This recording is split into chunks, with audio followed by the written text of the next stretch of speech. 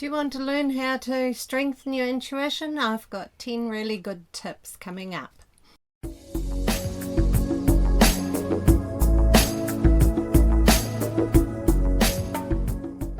Hi guys, I'm here to talk about intuition and how to strengthen it and how to make it work better. And it really is like going to the gym. If you go to the gym, you condition your muscles, you build your muscle strength, you tone, you just strengthen that. So yeah, intuition's much the same. Keep using it and it gets stronger.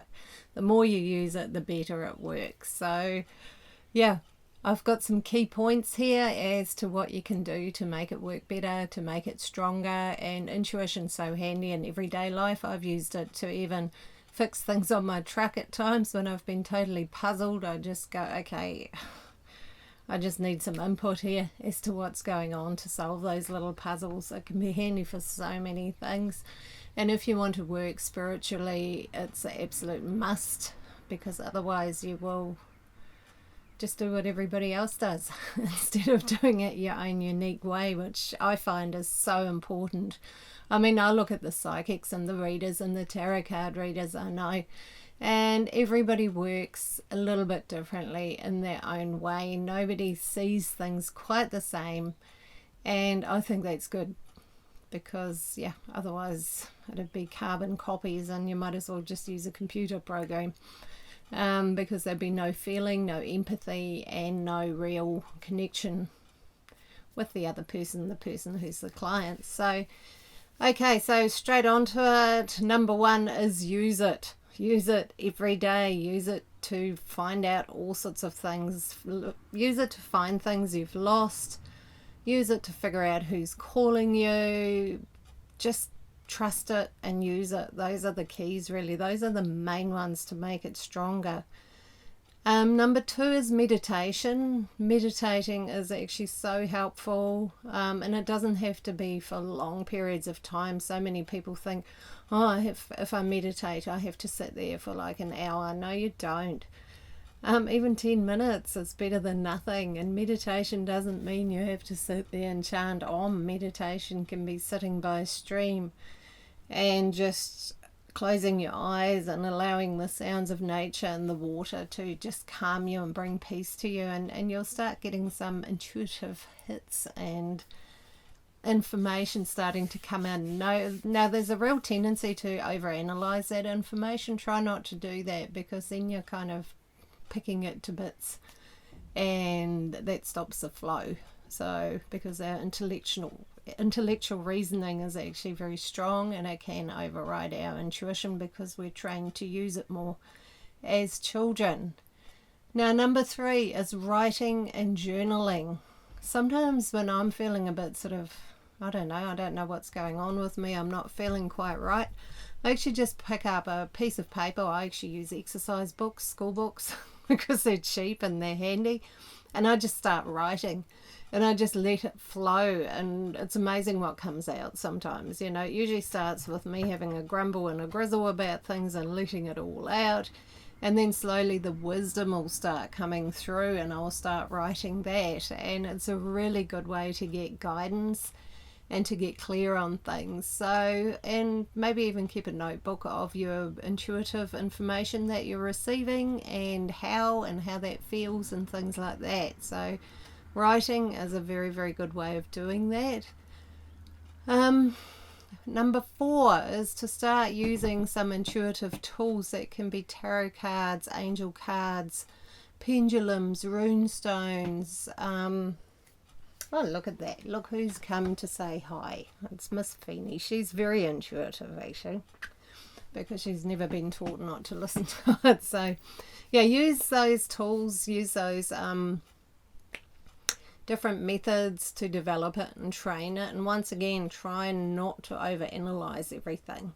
Yes, when you're learning the tarot, getting a good book, and try and find one that's not too harsh and judgmental, because I think that can be quite off-putting. There are some quite nice ones out there that look more at the intuitive usage of tarot cards. So yeah, but any of those tools are brilliant, good way to train your intuition. And don't always look it up in the book. See what you feel first and then get the book out if you want to. Number 5, practice with the easy things, like with your phone. It beeps before you have a look at the screen to see who it is. See if you can feel who it is. When you're looking for a car parking space, just actually stay open and ask your guidance to find one for you. I find that works really, really well.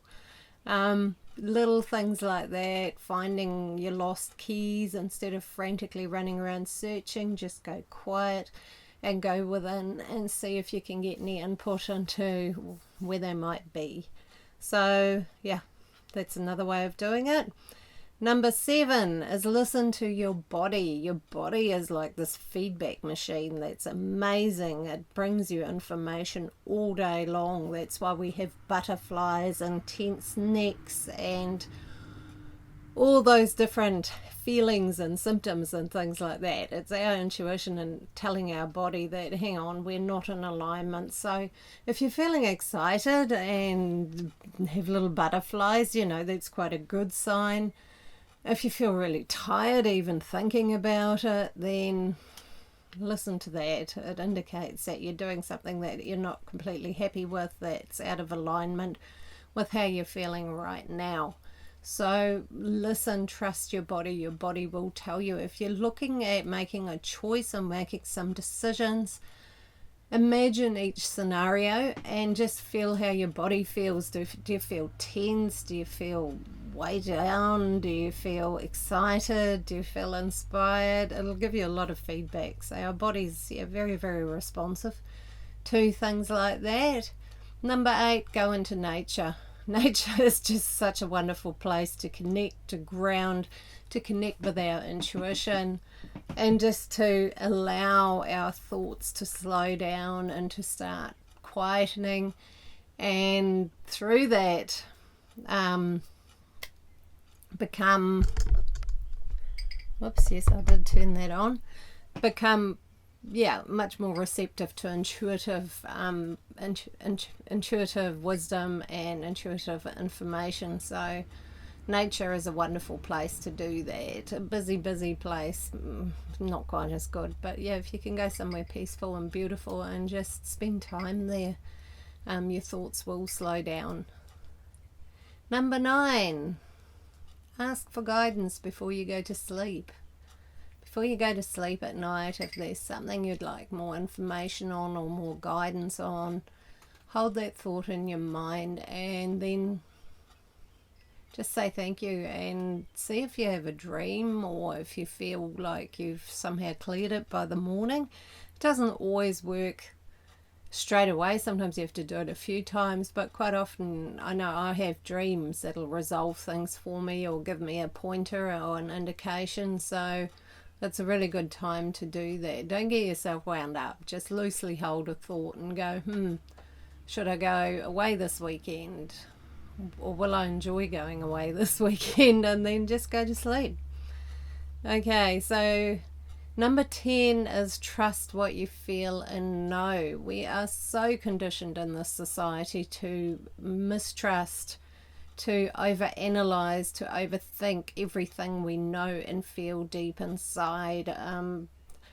It really puts people out of touch with who they are, and they're so often having to do that to survive in this world. They're doing things they don't like, that they dislike. They're doing things for people who treat them badly. There's so much going on. Trust your truth. If something feels really wrong or off to you, get yourself out of there. It's a warning system. It's like your GPS, and it's saying, well, stop, turn around, get out of here. Or talk to the person concerned or whoever's at that place or situation and let them know what you're feeling about it. See if there's some way of sorting it out. But don't ever shut down your feelings. I mean, that's one way to squash your intuition really fast, is to, when you feel the truth of something, to then shut it down and not let it have its voice. So that doesn't mean we can always do something right that minute. Say you're in a job and you absolutely can't stand your job, but you have bills to pay, but deep inside, you're getting very strong messages that you're not where you're meant to be, you're not on the right path. That doesn't mean you have to walk out right then, but it's a really good time to say, okay, I'm going to start looking, thinking, planning, applying for other jobs, looking at other places where you might want to be. I often suggest to clients that, when they're in a work transition, to actually have a look around and see where they would like to work, who they would like to work for, which companies interest them, or which businesses that they feel good about. Some companies are just nice places and others aren't. So, and then to actually write a cover letter about why you would like to work for that company and send them your CV. Don't apply for a job, just say I'm available. And I've seen a lot of people it's worked for since I've started suggesting that, because it shows the company you're enthusiastic, you know what you want, you're clear, you've got the energy and the drive to make things happen. And those are all very attractive qualities. So yeah, it can happen in a relationship too. If it just does not feel right, it's okay. You don't owe it to anybody to be somewhere where you don't feel good. So yep, trust yourself on that. So keep playing with it, keep working with it, keep having fun with it. If tarot cards don't appeal to you, there's some beautiful gentle nature cards. There's angel cards. One of my favourite decks, but it's quite an expensive one, is the New Zealand deck, the Wisdom of the Four Winds by Barry Brailsford, because it's got the tuatara and the tui and the rainbow and all the natural elements that we have here, and the interpretations are actually very gentle and reflective. They're nice. They're a really nice way to start if you can get those, or otherwise, yeah, whatever appeals to you. We're all different as to what we enjoy using, but yeah, honestly, just playing around with those can trigger your intuition. And the writing, that's another top key point.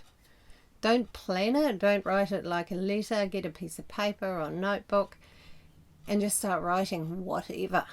Have no plan, just be totally open, and it's quite amazing what comes out. Quite often people end up doing what's called automatic writing, which is like another spiritual aspect of our being, is actually writing for us. So that can be fun. Some people have suggested writing with your opposite hand of your dominant hand. Like for me, that'd be my left hand. I've tried that, but I just find that too frustrating because I'm very, very right-handed. So yeah, for some people that works, but yeah. So have lots of fun with all of these, and in the comments below, tell me what works for you, or tell other people who read these comments. And yeah, I'm really, really keen to know what your experiences are, and if you try these exercises, what your outcome is. So do let me know. The link to my website and everything's in the comments below too, in the description. So if you want to get hold of me privately rather than comment through my website, it's a really good idea. And lots of love to you. Have fun. Remember, we all have intuition. Children are much more in tune with it because they haven't learned to be so totally rational and logical all the time, but we all have it.